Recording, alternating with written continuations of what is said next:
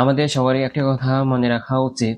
আমাদের সমস্যা শুধু নিজের থেকেই তৈরি হয় না। একটি অধিকাংশ সময় আমাদের পরিবেশ থেকেও আসে। হয়তো নেগেটিভ মানুষ, ডিমোটিভেশন, কম্প্যারিজন আর কনস্ট্যান্ট ক্রিটিসিজম ধীরে ধীরে আমাদের মাইন্ড নষ্ট করে। আমরা গতকাল শিখেছি নেগেটিভ থট রিপ্লেসমেন্ট করা।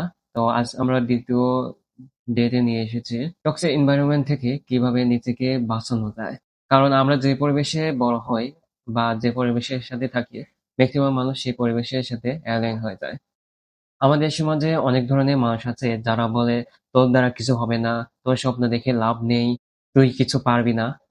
তো এইগুলো নেগেটিভিটি কথা একসময় আমাদের মাঝে যখন বিরাজ করে, তখন আমাদের ব্রেন অটোমেটিকলি সেটা নেগেটিভিটি ধরা শুরু করে এবং একসময় আমরা আমাদের উপর বিশ্বাসটা হারিয়ে ফেলি।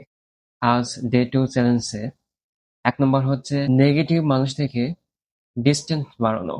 সবাইকে হেট করতে হবে বিষয়টা এরকম না, কিন্তু নিজের ভালো রাখার জন্য অনেক মানুষকে অ্যাভয়েড করা দরকার।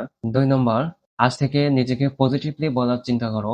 যেমন, আমি পারবো, আমি করতে পারি, আমি কয়েক পৃষ্ঠা বই পড়তে পারি, মোটিভেশন ভিডিও দেখতে পারি, ইন্সপাইরেশন ভিডিও দেখতে পারি, কোরআন তেলাওয়াত করতে পারি, পজিটিভ কোনো পডকাস্ট দেখতে পারি এবং নিজের মধ্যে সবসময় পজিটিভলি চিন্তা করা। যখন আমরা এগুলো বারবার করার চেষ্টা করি বা পজিটিভলি কোনো চিন্তাধারা থাকে আমাদের মাঝে, তখন আমাদের ব্রেন অটোমেটিকলি সেটা ক্যাচ করে এবং সে পজিটিভলি চিন্তাধারার ক্ষমতাকে আরো বাড়িয়ে দেয়। ৩ নম্বর হচ্ছে কম্পারিজন বন্ধ করো। হয়তো কারো বই শেষ হয়েছে বাট তুমি শুরু করতে পারো নাই। তো এটা ভেবো না যে আমার দ্বারা হবে না। তুমি আস্তে আস্তে ধীরে ধীরে এটা শুরু করে দাও, কারণ তুমিও এটা পারবে। এভাবে আমরা অনেকগুলো উদাহরণের মাধ্যমে বোঝাতে পারি। তো নিজেকে কখনোই ছোট মনে করো না।